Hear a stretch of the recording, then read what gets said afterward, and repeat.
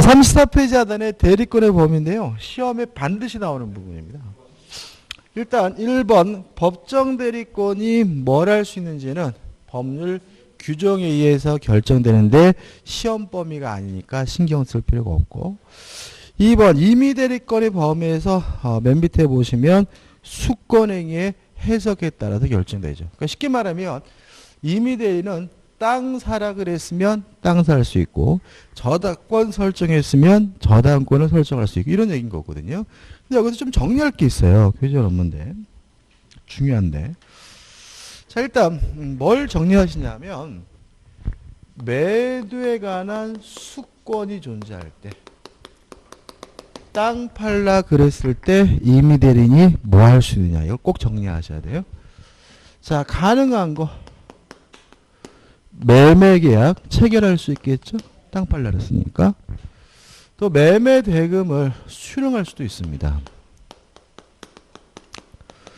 그 다음에 대금 지급 기한도 연기해 줄 수가 있어요. 왜냐하면 임의 대리는 스스로, 대리는 뭐 하는 사람? 의사를 결정하는 사람이잖아요. 따라서 본인이 판단했을 때 연기해 주는 것이 본인에게 이득이 된다면 스스로 결정해서 대금 지급 기한을 뭐 할 수 있어요? 연기해 줄 수도 있는 거죠. 근데 못하는 게 뭐냐 그러면 불가능한 거. 첫째, 기한은 연기할 수 있지만 대금은 일부든 전부든 면제해 줄 수는 없는 거예요. 왜냐하면 대금을 면제하는 것은 항상 본인에게 이득이 될 수가 없으니까 이건 안 되고, 그 다음에 임의 대리인은 매도에 관한 수권이 있더라도 취소할 수 없고 해지할 수 없어요. 이게 중요한데, 자, 왜 그러냐면 임의 대리는 시킨 일 하면 대리권이 소멸되기 때문에 그런 거예요. 자, 땅 팔라고 대리권을 줬어요. 땅 팔았어요. 대리권이 소멸됐죠. 나중에 자신이 사기당했다는 사실을 깨달았더라도 임의 대리는 뭐 할 수 없는 거죠? 취소할 수 없는 거죠. 왜요? 이미 대리권이 소멸됐으니까. 자, 땅 팔라 그래서 땅을 팔았는데 나중에 매수인이 매매 대금을 안 줘요. 채무불이행이 있더라도 대리는 해지할 수 없는 거예요. 왜요? 땅 팔면 이미 대리권이 소멸됐으니까. 따라서 취소하거나 해제하기 위해서는 별도의 또다시 취소권에 관한 특별한 수권, 해제권에 관한 특별한 수권이 있어야지만 해제할 수 있는 거죠. 이해되시죠? 꼭 기억해 두셔야 돼. 그 다음에 이제 교재 보시면 나오는 건 뭐냐면 대리권이 있긴 한데 그 대리권의 범위가 명확하지 않은 경우죠.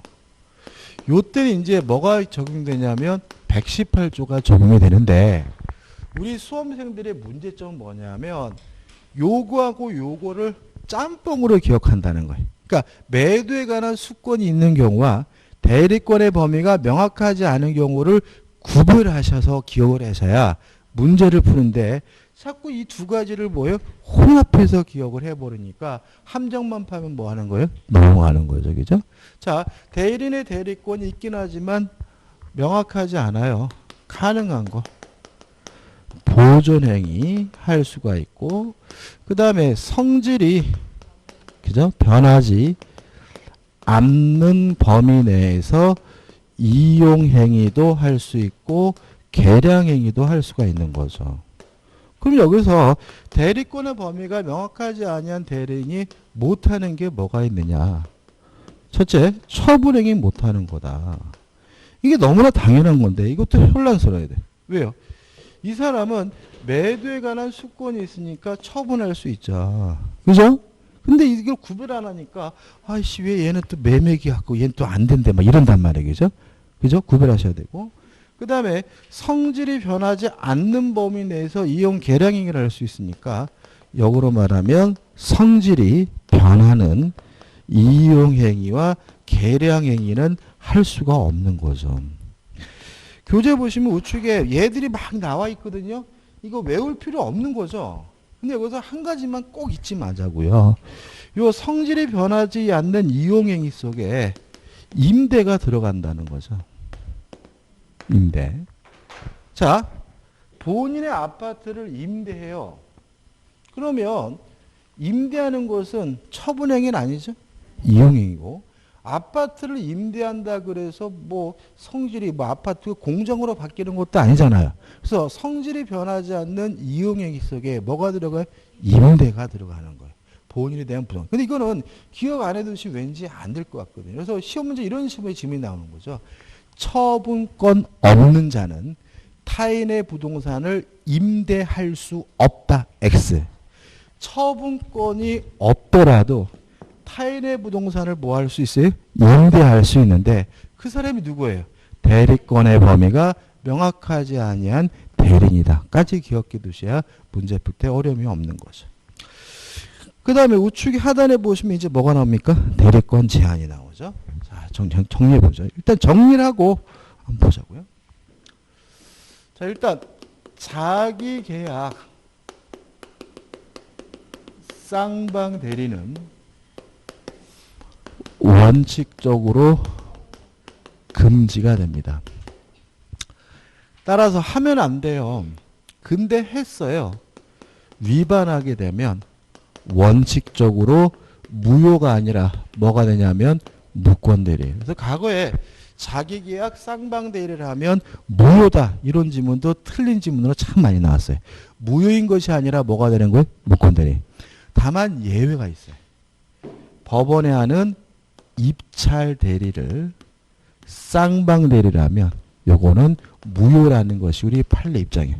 그러니까 원칙은 무효가 아니라 뭐예요? 무권대리인데 입찰대리를 뭐 하면요? 쌍방대리를 하면 얘는 예외적으로 아예 뭐가 돼요? 무효다. 이게 판례 입장이라는 거 기억해 두시면 되고 다만 예외적으로 자기계약 쌍방대리가 허용되는 경우가 있어요. 첫째, 본인의 승낙, 본인의 허락이 있다면 자기계약 쌍방대리가 뭐 하는 거죠? 가능한 거죠. 그 다음에 두 번째, 본인에게 이익만을 주는 행위입니다. 본인에게 이익만을 주는 행위도 자기계약이 가능하거든요. 그러니까 자기계약 쌍방대리를 금지시키는 얘기는 본인을 보호하기 위한 거건데 그러면 본인에게 이익만을 주는 행위가 뭐가 있냐면 대리인의 재산을 본인에게 증여하는 경우죠. 이거는 본인에게 항상 뭐가 돼요?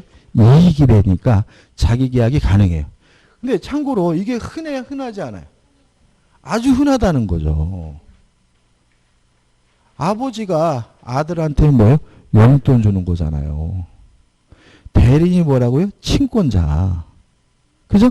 아버지가 혼자 이번 달 용돈은 10만 원이다. 결정해서 용돈 주는 게 대리인의 재산을 누구한테요? 본인에게 증여하는 게 되게 흔해요. 그러니까 이건 뭐예요? 자기계약이 뭐죠? 가능하다. 이해되시죠? 그죠? 그 다음에 세 번째로 단순한 채무이행은 가능해요. 근데 조심할 것은 제외되는 게 있어요. 여전히 채무이행인데도 불구하고 안 되는 것이 있는데 첫째, 변제기가 도래하지 않았다면 할 수가 없고요. 두 번째, 다툼이 있는 채무를 변제하는 것도 허용되지 않아요. 그러면 결국은 변제기도 이미 도래했고 아무런 다툼도 없다면 대리인이 혼자 결정해서 채무를 이행하더라도 상관이 없다 이런 얘기인 거잖아요. 자, 그럼 여기서 이제 곱씹음이 필요한 거예요. 곱씹음이. 여기서 문제가 그냥 채무이행 가능하다 이렇게 읽어가지 않아요. 곱씹음을 요구합니다. 자, 한번 생각해 보세요. 갑이 대리인이고요. 죄송합니다. 갑이 본인이죠. 갑이 본인이고 을이 대리인인데 을이 갑에 대해서 채권이 있는 상태고 갑이 을에게 채무가 있는 상태예요. 자, 이 채권이 변제기도 이미 도래했고 다툼도 없는 상태라면 을은 갑의 재산으로부터 뭘 받을 수 있어요? 변제받는 게 가능해요. 왜냐하면 채무이행은 자기계약이 가능하니까요. 이해되시죠? 자, 그뿐만 아니라 병이 채권자예요. 갑이 뭐죠? 채무자. 변제기도 도래했고 아무런 다툼도 없다면 을이 갑의 재산에서 병의 채무를 뭐 할 수 있어요? 변제할 수가 있어요. 왜냐하면 채무이행은 쌍방대리가 뭐예요? 가능하니까요. 이해되시죠? 자, 이거를 곱씹지 않으면 이게 말로 나오면은 뭔지도 모르고요. 왠지 안 될 것 같아서 틀리니까 조심하셔야 되겠죠? 그 다음에 계약의 종류를 바꿔서 이행하는 경계도 채무이행이지만 여전히 금지가 되고요.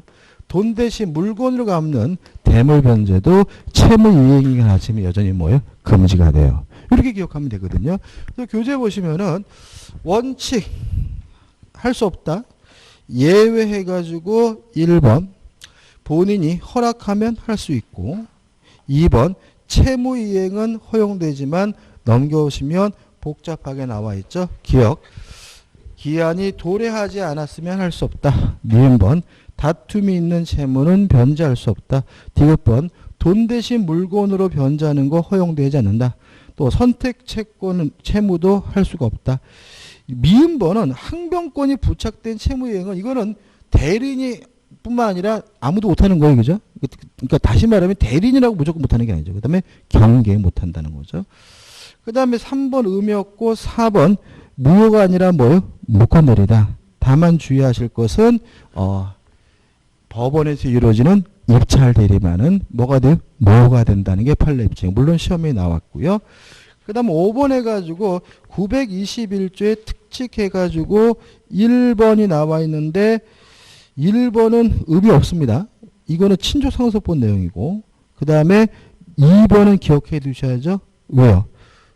대리인에게 이익만이 되는 행위는 뭐죠? 자기계약이 가능하다 이런 얘기죠. 그 다음에 공동대리죠. 자, 여기서 이제 공동대리까지 하면 이제 한 문제가 끝나는 거죠. 여기서 이게 보통 이제 한 문제가 나오는데. 자, 대리인이 수인 여러 명이에요. 원칙이 뭐죠? 각자 대리다. 원칙이 각자 대리라는 거 참 잘 나옵니다. 다만 대리인이 여러 명이고 수권행위나 민법의 규정에 따라서 공동으로 하라는 특별한 제한이 있으면 그때 비로소 뭐가 되는 거죠? 공동대리가 되는 거죠. 따라서 각자 대리가 원칙이지만 공동으로 하라는 제한이 있어야 공동대리가 되는 거죠. 그러면 공동대리는 공동으로 해야 돼요. 뭘 공동으로 하는 거죠?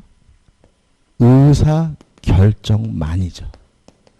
자, 대리인은 타인을 위하여 뭐 하는 사람이죠? 의사를 결정하는 사람이니까 공동으로 하는 것은 같이 팔짱 끼고 다니라는 얘기가 아니라 뭐만 함께 하라는 얘기예요? 의사결정만 공동으로 하는 얘기죠. 따라서 수동대리는 공동으로 할 필요가 없는 거죠. 수동대리는 대리인이 뭐 하지 않습니까? 의사결정하지 않죠. 누가요? 상대방이 의사결정하고 상대방이 하는 것을 뭐죠? 받는 거니까 수동대리는 굳이 뭐 할 필요 없어요? 공동으로 할 필요가 없어요. 뭐만 공동으로 하면 돼요? 의사결정만. 의사결정만. 그죠? 자, 그럼 여기서 또 하나 기억해요. 그러면 공동대리의 가장 대표인 예가 뭐죠? 친권자다. 끝인 거죠. 자, 어머니도 친권자, 아버지도 친권자예요. 그죠? 그러면 예를 들어서 아이를 학교에 보내는데 올해 보낼까 내년에 보낼까 고민이에요. 어머니 아버지가 함께 올해 보내기로 결정했다면 아이를 학교에 데려가는 것은 어머니 혼자 데려가도 돼요. 왜냐하면 뭐만 공동으로 하면 돼요? 의사결정만 공동으로 하면 되니까요. 끝인 거죠. 그 다음 우측에 보시면 이제 뭐가 나옵니까? 제3절 대리행위에서 현명주의가 나오죠. 정리를 하고 교재를 좀 볼게요. 너무 구속에 가서 적으니까 이쪽을 좀 지우고 있으면 하죠. 자, 이런 얘기입니다. 갑이 본인이고요. 을이 대리인이에요. 자, 갑이 을에게 뭐라느냐면 네가 내 대신 제주도 가서 땅 좀 사라고 대리권을 줬어요. 그래서 을이 제주도에 와서 땅을 보러 다녀보니까 병의 땅이 좋아 보여요. 그래서 병한테 아저씨 땅 좀 파세요 라고 하면 뭐가 문제가 되냐면 병은 요 땅을 사는 사람을 대리인으로 받아들인다는 거죠. 따라서 요 매매 계약의 효과가 을이 아닌 갑에게 발생하려면 을은 최소한 자신이 대리인이라는 사실을 밝혀야 돼요. 이걸 우리가 뭐라 그러냐면 현명이라고 하는 거죠. 다시 말하면 나를 위해서 매매 계약하는 것이 아니라 본인을 위해서, 갑을 위해서 매매 계약하는 겁니다라고 밝혀야 이 매매 계약 효과가 본인에게 기속되게 되는데 이게 뭐죠? 현명주의인 거죠. 그래서 교재 보시면 현명에 의해 가지고 본인을 위한 것임을 표시해야 돼. 나를 위해서 매매 계약하는 것이 아니라 본인을 위해서 매매 계약한다고 표시를 해야 그 효과가 누구에게 기속돼요? 본인에게 기속이 된다는 얘기죠. 정리해보죠. 자, 현명을 했습니다. 현명을 하면 요 매매 계약의 효과가 본인에게 기속이 되니까 본인이 요 매매 계약에 대해서 책임을 부담해야 되겠죠. 근데 만약에 현명하지 않았어요. 그러면 원칙적으로 누가 이 땅을 사는 사람을 받아들인다고요? 대리인. 따라서 요 매매 계약에 대해서 대리인이 책임을 부담해야 됩니다. 여기서 좀 조심해야 될 것은 뭐냐면 대리인이 책임을 져야 되고 대리는 착오임을 주장할 수 없다는 점 주의하시기 바랍니다. 아이고 제가 그때 실수했어요 라고 착오임을 뭐 할 수 없어요? 주장할 수 없고요. 현명하지 않으면 자신이 뭘 져야 돼요? 책임을 져야 되는 거죠. 물론 예외가 있겠죠. 현명하지 않았더라도 상대방이 대리인이라는 사실을 알았거나 또는 알 수가 있었다면 이때는 굳이 대리인에게 책임을 기속시킬 필요는 없으니까 본인에게 효과가 기속된다. 본인에게 책임이 기속이 돼요. 다죠. 자, 여기서 좀 생각해 볼 것은 뭐냐면 현명주의에 대한 예외예요. 첫째, 상행이나 부부간의 일상가사 대리권을 행사할 때는 굳이 현명할 필요가 없다. 현명하지 않아도 본인에게 당연히 효과가 뭐죠? 기속된다. 기억해 두시고 수동대리의 경우에는 상대방 측에서 현명을 해야 된다. 수동대리는 누가 현명해야 돼요? 상대방이. 무슨 얘기입니까? 이런 얘기죠. 병이 별말 없이 을에게 의사를 표시했어요. 그러면 을은 어떻게 받아들이겠어요? 아, 나에게 하는 의사표시라고 받아들이겠죠.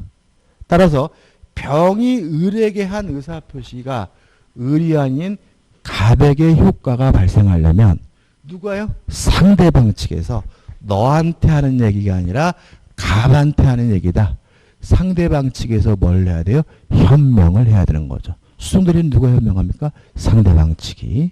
이해되시죠? 이것도 굉장히 까다로우신 분만 어려운 거 없습니다. 그 다음 교재 보시면 이제 뭐가 나와요? 현명의 방식이 나와요. 자, 일단 현명의 방식 제한이 없어요. 근데 문제가 되는 건 뭐냐면 교재 보시면 1번 대리인이 계약서에 본인의 이름만을 기재하고 본인의 인장을 날인했어요. 현명인가요? 현명이다. 2번 대리인이 계약서에 자기 이름만을 기재하고 자기 인장을 날인했어요. 이것도 뭐예요? 현명이죠. 1번과 2번 중에 뭐가 원칙이에요? 뭐가 원칙인 거예요? 2번이 원칙인 거예요. 2번이. 다시 말하면 대리는 타인을 위하여 뭐예요? 의사를 결정하고 의사를 표시하고 법률행위나 누가 법률행위하는 거예요? 대리인. 이게 마음에 안 들면 누구를 생각하라고요? 친권자를 생각하시라고요. 아버지가 아들을 대리해서 유모차를 하나 사왔어. 그러면 그 계약서에다가 아버지 이름을 쓰지 아들 이름을 쓰겠어요? 다시 말하면 뭐가 원칙인 거예요? 2번이 원칙인 거예요. 근데 1번은 현명일 수도 있고 아닐 수도 있어요. 1번이. 여기서 좀 생각해 볼 것은 뭐냐면 자, 지금 1번을 보시면 대리인이 본인의 이름만 기재하고 본인의 인장을 날인했잖아요. 그러면 지가 갑인 것처럼 가장한 거잖아요. 본인을 뭐 한 거예요? 사칭한 거잖아요. 내가 갑이야 하면서 갑 이름만 쓰고 갑도정만 찍은 거잖아요. 이게 현명이냐 요 문제에 대해서는 우리 판례가 이게 중요한데 어떻게 따지냐면 이 사람에게 대리권이 있는지 없는지 가지고 따져요. 만약에 이 사람에게 대리권이 있다면 이것도 유효한 현명이기 때문에 본인에게 효과가 기속이 되지만 만약에 이 사람에게 대리권이 없다면 현명이 아니라는 거예요. 그죠? 그래서 만약에 문제 지문이 나오면 다시 한번 주어를 보셔야 돼요. 1번 보시면 주어가 뭐예요? 대리인이죠. 그러니까 대리권이 있으니까 이건 뭐예요? 현명인 거예요. 근데 만약에 주어가 대리권 없는 사람이 이렇게 나오면 이건 뭐가 아닌 거예요? 현명이 아닌 거예요. 무슨 말이겠죠? 자, 본인을 사칭하고 가정하는 것이 현명이냐 아니냐. 대리권이 있는 사람이 본인을 사칭하고 가정하는 것은 뭐예요? 현명이지만 대리권 없는 사람이 본인을 사칭하고 가정한 것은 뭐가 아니에요? 현명이 아니다. 근데 이게 언제 중요하냐면 표현대리에서 이게 중요하게 돼요. 왜냐하면 표현대리는 대리권이 없는 사람이잖아요. 그러니까 대리권이 없으면서 본인을 가정했다면 본인을 사칭했다면 뭐가 아니에요? 현명이 아니니까 목권대리도 표현대리도 성립되지 않는 거예요.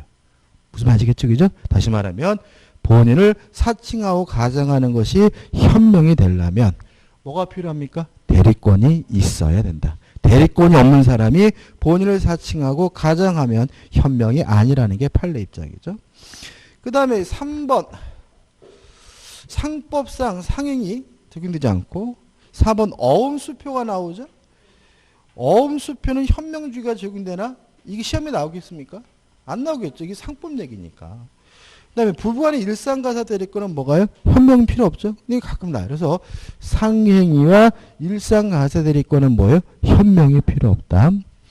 그 다음에 2번 현명하지 않는 경우에는 누가 책임을 집니까? 대리인 자신이 책임을 지고 착오임을 주장할 수 없지만 상대방이 알았거나 알 수 있었으면 본인이 책임을 지고요. 수동대리는 누가 현명한다고요? 상대방 측에서. 대리인이 현명하는 것이 아니라 상대방 측에서 현명합니다. 그 다음 넘겨보시면 뭐가 나오냐면 대리권 남용에 나와요.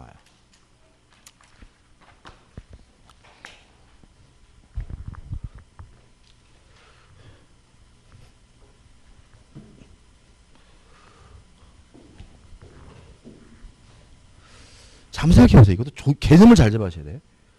갑이 A라는 토지를 가지고 있는데 을에게 네가 내 대신 땅 좀 팔아다오 매도에 관한 수권을 해서 을이 대리인이 됐어요.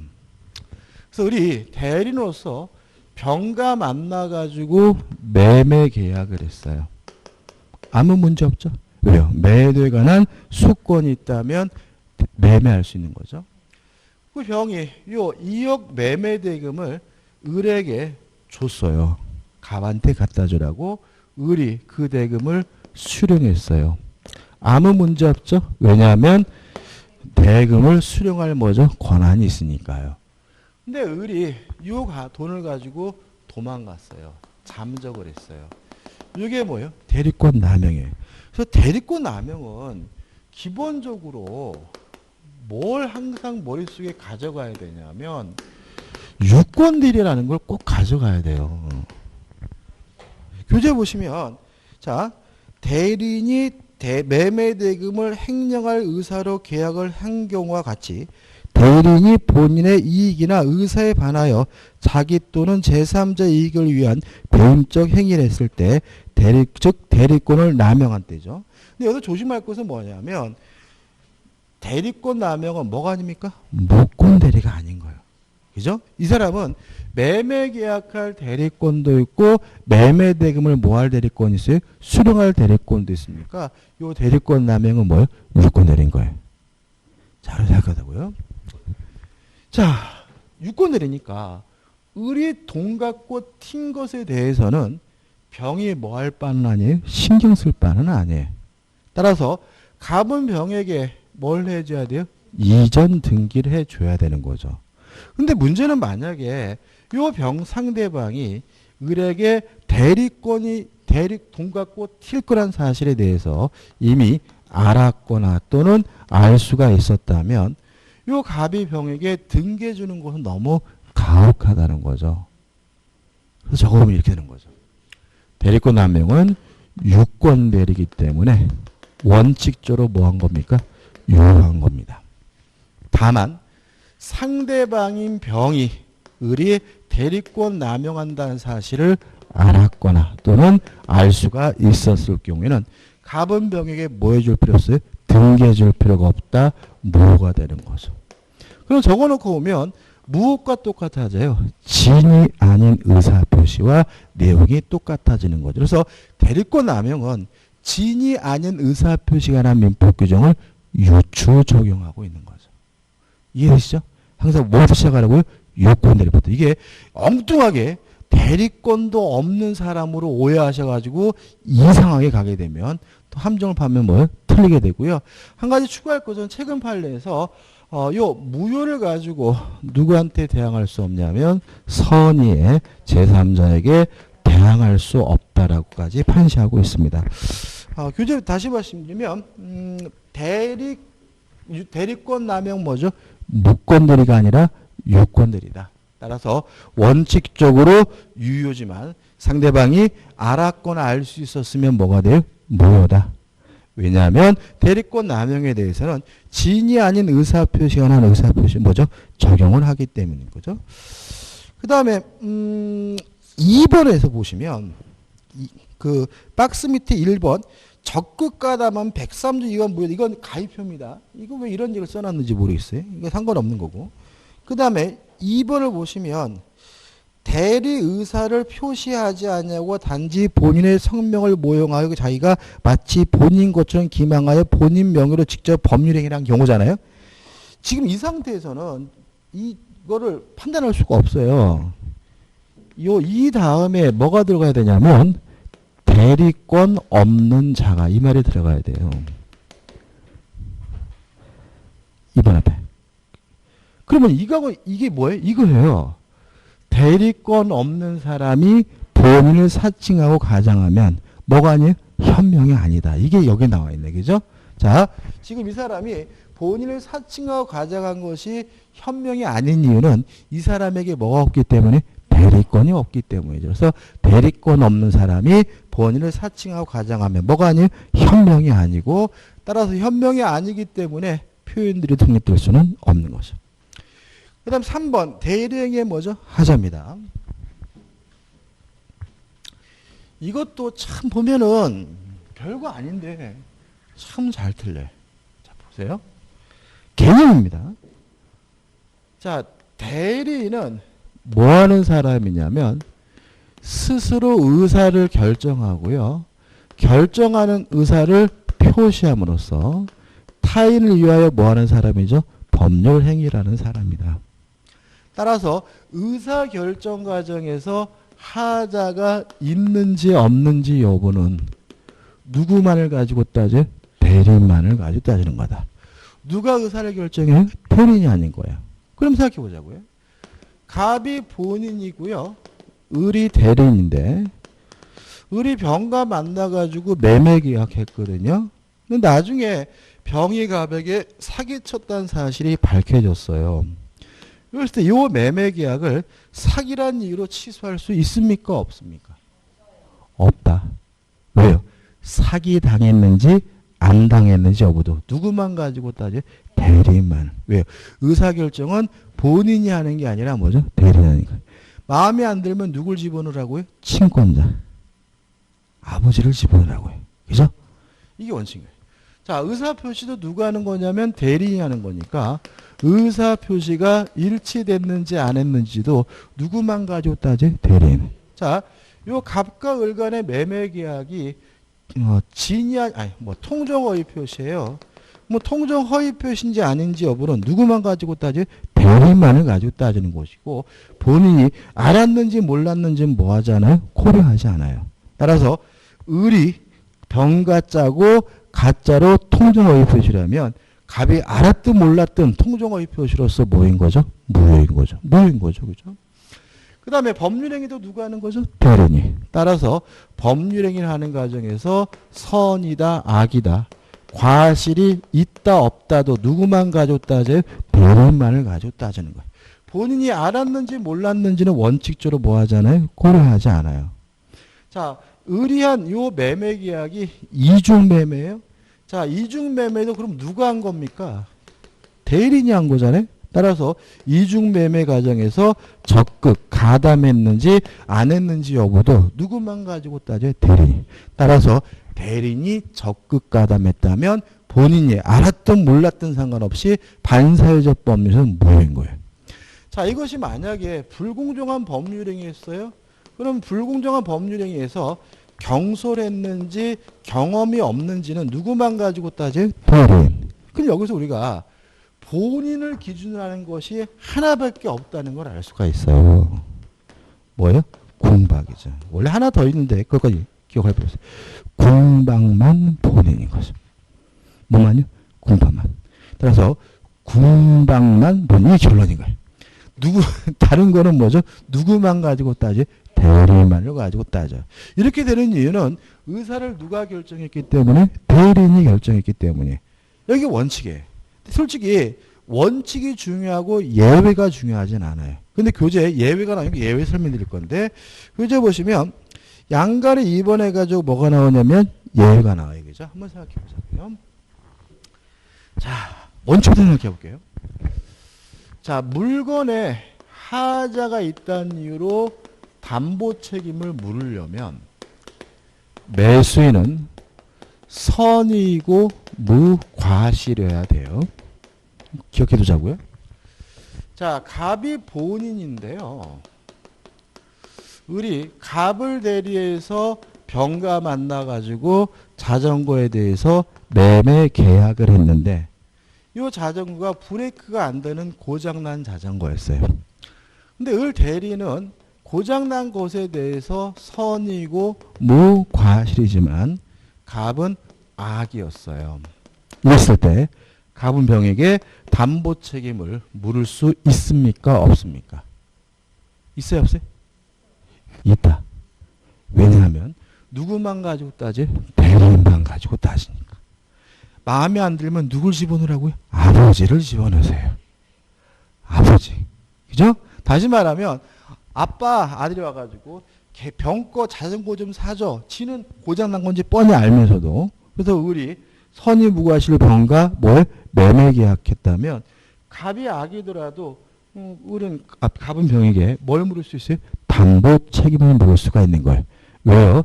선악 과실이 있는지 없는지는 누구만 가지고 따져? 대리인만을 가지고 따지니까. 이게 원칙인 거예요.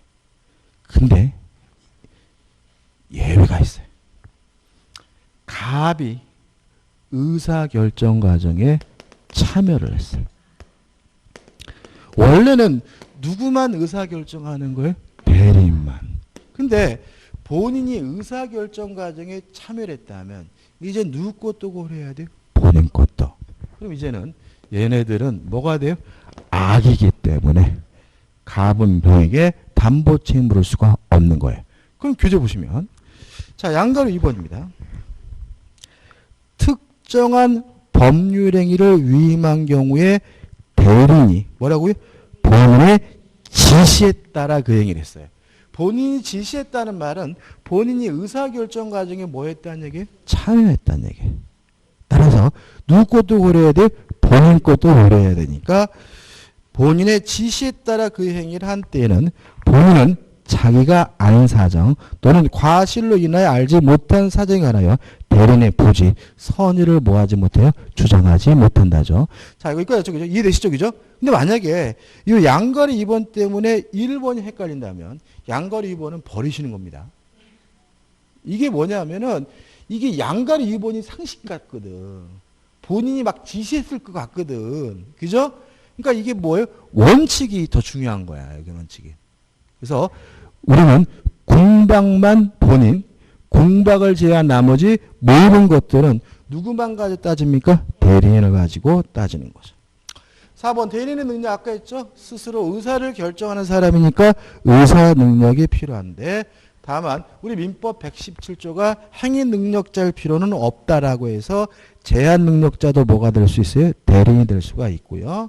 우측의 대리 효과는 본인에게 뭐죠? 직접 기속된다. 보시는 거고. 그 다음에 이제 뭐가 나오죠? 복 대리가 나오죠. 쉬었다 할까요? 쉬었다 보죠. 그죠? 쉬었다가 복 대리부터 보도록 하겠습니다.